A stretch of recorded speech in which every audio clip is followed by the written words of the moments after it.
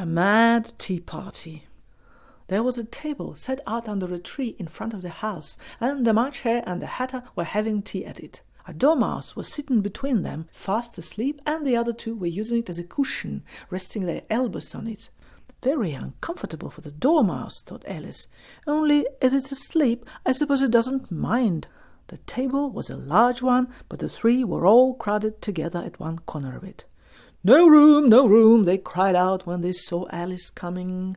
"There's plenty of room," said Alice indignantly, and she sat down in a large armchair at one end of the table. "Have some wine," the March Hare said in an encouraging tone. Alice looked all round the table, but there was nothing on it but tea. "I don't see any wine," she remarked. "There isn't any," said the March Hare. "Then it wasn't very civil of you to offer it," said Alice angrily. "It wasn't very civil of you to sit down without being invited," said the March Hare. "I didn't know it was your table," said Alice. "It's laid for a great many more than 3. "Your hair wants cutting," said the Hatter. He had been looking at Alice for some time with great curiosity, and this was his first speech. "You should learn not to make personal remarks," Alice said with some severity. "It's very rude." The Hatter opened his eyes very wide on hearing this, but all he said was, "Why is a raven like a writing desk?" "Come, we shall have some fun now," thought Alice. "I'm glad they've begun asking riddles. I believe I can guess that," she added aloud. "Do you mean that you think that you can find out the answer to it?" said the March Hare. "Exactly so," said Alice. "Then you should say what you mean," the March Hare went on. "I do," Alice hastily replied. At least I mean what I say. That's the same thing, you know." "Not the same thing a bit," said the Hatter. "Why, you might just as well say that I see what I eat is the same thing that I eat what I see." "You might just as well say," added the March Hare, "that I like what I get is the same thing as I get what I like." "Oh, you might just as well say," added the Dormouse, which seemed to be talking in its sleep, "that I breathe when I sleep is the same thing as I sleep when I breathe." "It is the same thing with you," said the Hatter, and here the conversation dropped and the party sat silent for a minute while Alice thought over all she could remember about ravens and writing desks, which wasn't much. The Hatter was the first to break the silence. "What day of the month is it?" he said, turning to Alice. He had taken his watch out of his pocket and was looking at it uneasily, shaking it every now and then and holding it to his ear. Alice considered a little and then said, "The 4th." "2 days wrong," sighed the Hatter. "I told you butter wouldn't suit the works," he added, looking angrily at the March Hare. "It was the best butter," the March Hare meekly replied. "Yes, but some crumbs must have got in as well," the Hatter grumbled. "You shouldn't have put it in with a bread knife." The March Hare took the watch and looked at it gloomily. Then he dipped it into his cup of tea and looked at it again, but he could think of nothing better to say than his first remark. "It was the best butter, you know." Alice had been looking over his shoulder with some curiosity. "What a funny watch," she remarked. "It tells the day of the month, and it doesn't tell what o'clock it is." "Why should it?" muttered the Hatter. "Does your watch tell you what year it is?" "Of course not," Alice replied very readily. "But that's because it stays the same year for such a long time together." "Which is just the case with mine," said the Hatter. Alice felt dreadfully puzzled. The Hatter's remark seemed to her to have no sort of meaning in it, and yet it was certainly English. "I don't quite understand you," she said as politely as she could. "The Dormouse is asleep again," said the Hatter, and he poured a little hot tea upon its nose. The Dormouse shook its head impatiently and said, without opening its eyes, of course, just what I was going to remark myself." "Have you guessed the riddle yet?" the Hatter said, turning to Alice again. "No, I'll give it up," Alice replied. "What's the answer?" "I haven't the slightest idea," said the Hatter. "Nor I," said the March Hare. Alice sighed wearily. "I think you might do something better with the time," she said, "than wasting it in asking riddles that have no answers." "If you knew time as well as I do," said the Hatter, "you wouldn't talk about wasting it. It's him." "I don't know what you mean," said Alice. "Of course you don't," the Hatter said, tossing his head contemptuously. "I dare say you never even spoke to time." "Perhaps not," Alice cautiously replied, "but I know I have to beat time when I learn music." "Ah, that accounts for it," said the Hatter. "He won't stand beating. Now, if you only kept on good terms with him, he'll do almost anything you liked with the clock.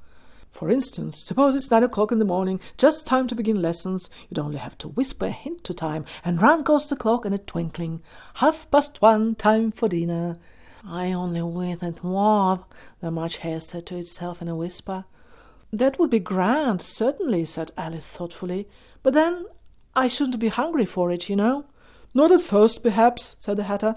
"But you could keep it at 1:30 as long as you liked." "Is that the way you manage?" Alice asked. The Hatter shook his head mournfully. "Not I," he replied. "We quarrelled last March, just before he went mad, you know," pointing with his teaspoon at the March Hare. "It was at the great concert given by the Queen of Hearts, and I had to sing 'Twinkle, twinkle, little bat, how I wonder what you're at.' You know the song, perhaps?" "I've heard something like it," said Alice. "It goes on, you know," the Hatter continued, "in this way. 'Up above the world you fly, like a tea tray in the sky. Twinkle, twinkle.'" Here the Dormouse shook itself and began singing in its sleep. "Twinkle, twinkle, twinkle, twinkle, twinkle, twinkle," and went on so long that they had to pinch it to make it stop.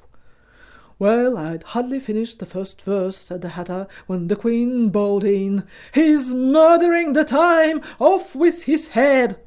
"How dreadfully savage!" exclaimed Alice. "And ever since then," the Hatter went on in a mournful tone, "he won't do a thing I ask. It's always 6 o'clock now." A bright idea came into Alice's head. "Is that the reason so many tea things are put out here?"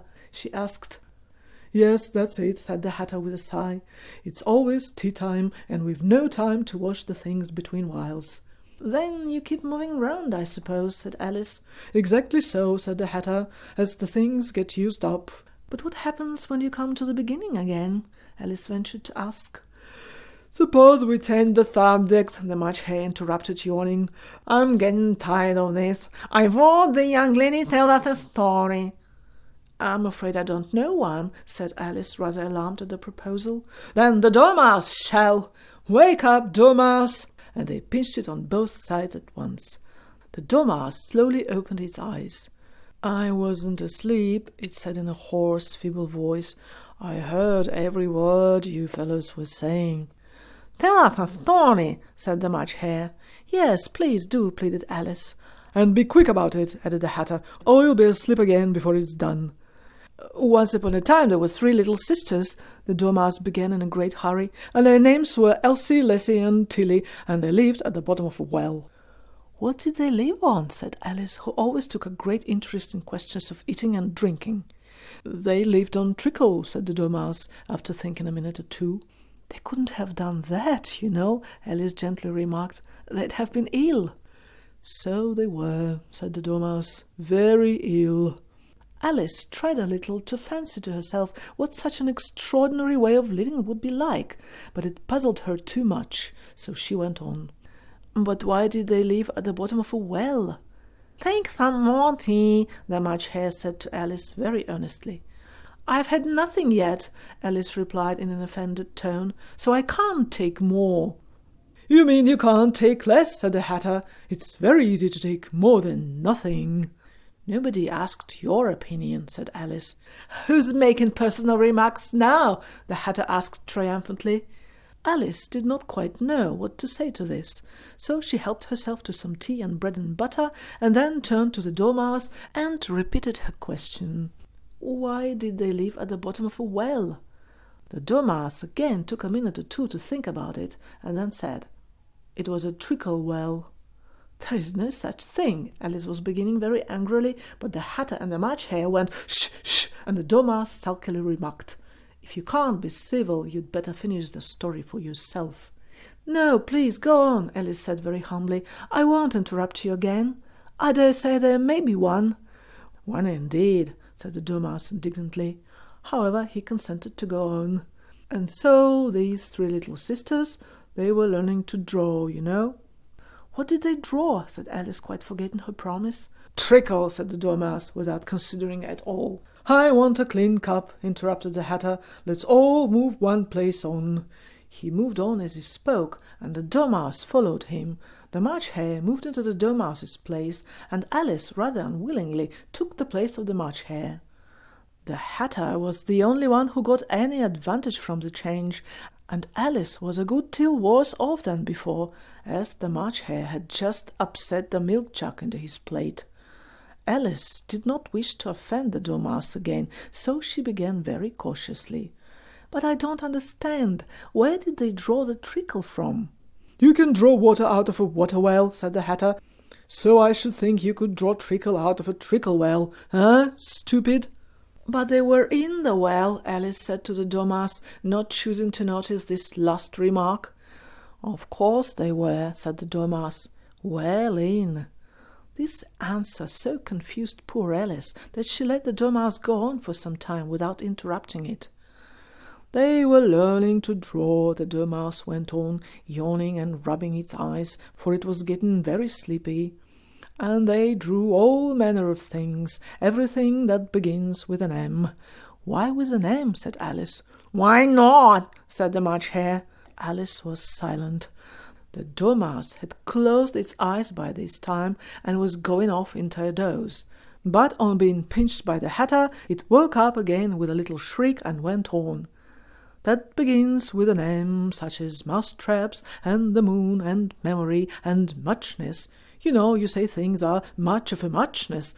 Did you ever see such a thing as a drawing of a muchness?" "Really, now you ask me," said Alice, very much confused, "I don't think—" "Then you shouldn't talk," said the Hatter. This piece of rudeness was more than Alice could bear. She got up in great disgust and walked off.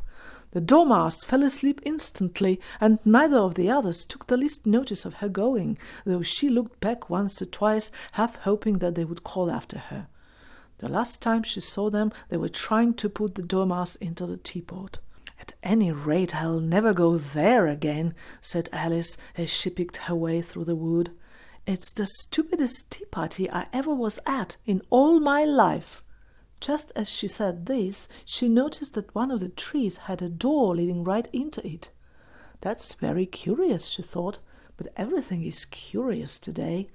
I think I may as well go in at once." And in she went.